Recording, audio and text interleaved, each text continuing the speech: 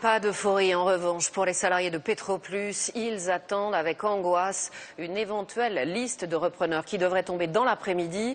C'est l'avenir de leur raffinerie qui est en jeu, avec à la clé 470 emplois. Alors bien sûr sur le site, mais aussi dans la ville de Petit-Couronne, tout le monde retient son souffle, d'autant que les dernières indications que le gouvernement a laissées échapper ne vont pas dans le bon sens. Sur place, Tiffaine de Tricorneau, Olivier Gardette. Le réveil a été difficile ce matin pour ce couple. Lui travaille depuis 33 ans sur le site de Petit-Couronne et depuis un an, ils vivent tous les deux avec cette angoisse. La raffinerie pourra-t-elle continuer à vivre? Le couperet va tomber aujourd'hui depuis le temps qu'on attend. Les dernières nouvelles ne sont pas bonnes. Hier soir, aucun dossier de reprise n'avait encore été déposé chez les administrateurs judiciaires. Il ne reste plus que quelques heures pour trouver une solution. Ça fait plusieurs semaines que je me prépare à cette date-là. Et puis, pour être bien motivé, mais bon, là, on arrive au jour J, et puis, il y a là quand même la boule qui s'installe. Hein. C'était pas prévu, mais elle est quand même là. Hein. On se soutient. Quand il y en a un qui va pas, l'autre ne le montre pas, et puis on se soutient comme ça.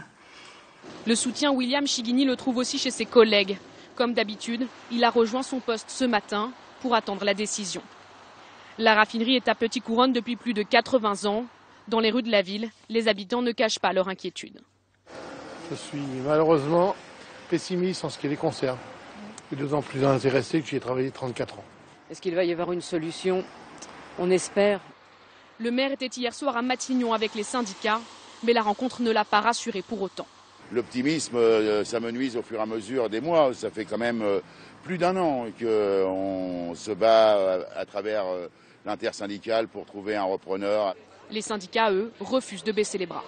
Ça fait un an et demi que je me bats avec mes camarades pour avoir un patron. Bah oui, mais c'est comme ça. Parce que j'ai pas le choix, c'est pas le grand soir. Mais il n'empêche que cette raffinerie, elle est nécessaire. Elle doit servir parce qu'elle sert à l'avenir de la France. Et on y en a marre de reculer. Maintenant qu'on avance. Les salariés se sont donné rendez-vous devant leur usine, comme chaque semaine depuis plus d'un an, en espérant que ce ne soit pas la dernière fois.